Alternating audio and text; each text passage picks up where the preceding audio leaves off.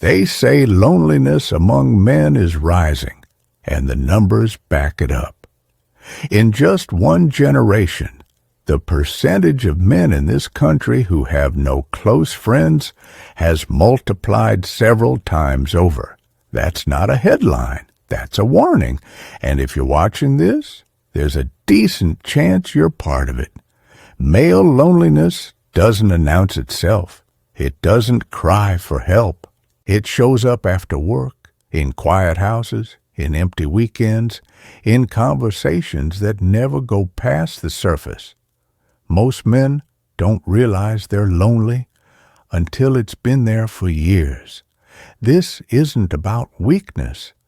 It's about something breaking slowly right in front of us.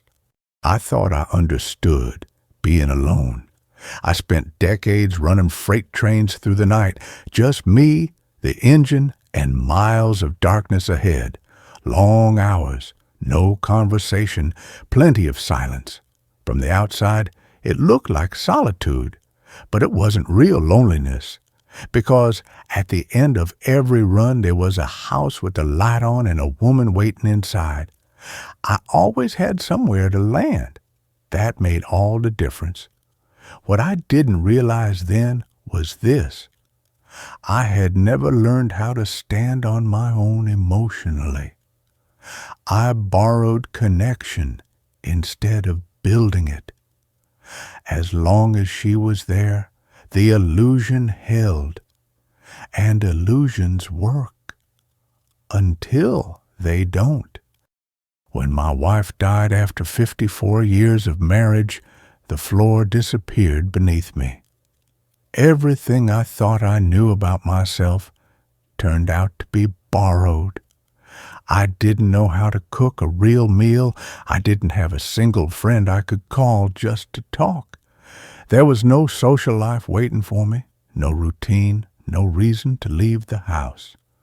I sat in my recliner day after day, watching television, not because I cared what was on, but because silence felt unbearable. I lost weight. My doctor warned me I was fading, and he was right. I wasn't living. I was waiting to be done. If this feels uncomfortably familiar, leave a 1 in the comments. Somewhere in that long, empty stretch, something finally clicked. I realized I wasn't dying because I was alone. I was dying because I couldn't stand being with myself. Loneliness isn't about whether there's someone else in the room. You can be surrounded by people and feel completely abandoned, and you can be by yourself without feeling lonely at all. The difference is the relationship you have with your own thoughts. When silence feels threatening, it's not the quiet that's hurting you. It's what shows up in your head when everything else goes away. Until you face that, you'll keep running from stillness, and it will keep chasing you. Once I saw that, the question changed. If I was going to be alone with myself, then I had to ask something uncomfortable. What kind of person was I keeping company with? If you had to spend every hour of every day with someone for the rest of your life, you'd want them honest, not cruel, encouraging, not dismissive. Someone who remembers your failures but doesn't punish you for them forever. And that's when it hit me. I had never treated myself that way. I was harsher with my own mind than I would ever be with another man. No wonder I hated the silence. I wasn't alone. I was stuck with someone I didn't respect yet.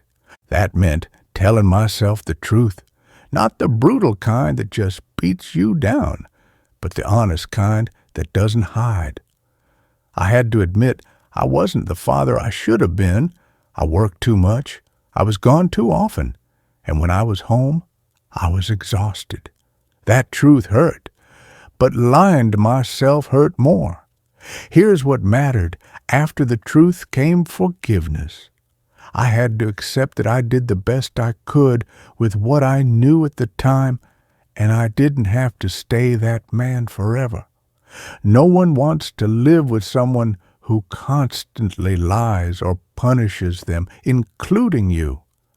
If this part hits close to home, leave a 0 below. Forgiving myself wasn't enough. Respect doesn't come from good intentions. It comes from what you do next. So I started small and practical. I taught myself how to cook real meals, even though I was nearly 80 and terrible at it at first. I burned food, ruined recipes, and kept going anyway. I made a promise to walk every morning, no matter the weather, and I kept it. Not for my doctor, not to impress anyone, just for me. Every kept promise added a little weight to my word again, and slowly I became someone I could trust. When you respect yourself, being alone stops feeling like a punishment and starts feeling like peace. Once I had some self-respect back, I needed a reason to get out of bed. Men aren't built to sit still and wait for time to pass. When we stop doing, we start fading. For me, that purpose came from building model trains in my basement. It might sound small, but it connected me to the work I'd done my entire life. My hands were busy. My mind was engaged. I was solving problems, creating something, not just killing hours. And that matters more than people think. Purpose isn't motivational talk. It's biological. When your body senses you've given up, it follows. Having something meaningful to work on keeps you alive in ways medicine can't. Learning to be alone didn't turn me into a hermit. It did the opposite.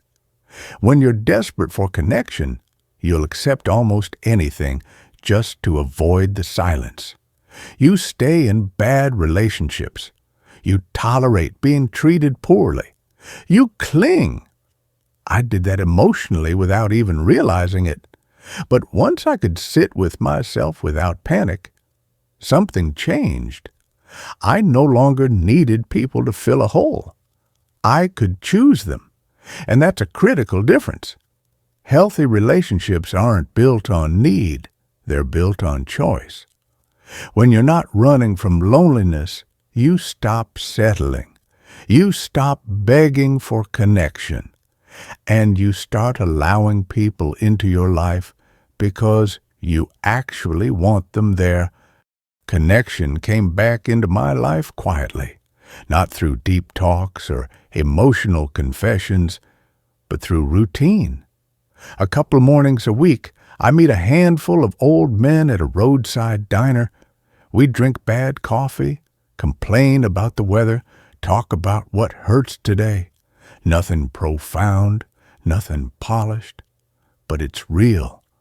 Men don't always bond by pouring out feelings. We bond by showing up side by side, doing the same thing regularly. That's enough. Community doesn't have to be dramatic to be meaningful. It just has to be consistent. And those small, ordinary connections add up over time. If you value this kind of quiet connection, leave a dot in the comments. Before I finish, I want to speak directly to younger men. Don't let loneliness turn into bitterness. I see it happening everywhere. Men angry at the world, at women, at society, because they feel invisible. I understand that anger. Loneliness hurts. It's not imaginary. Research shows it damages your health as much as heavy smoking. But anger won't save you. Blame won't either. The answer isn't demanding connection. It's becoming someone worth connecting with.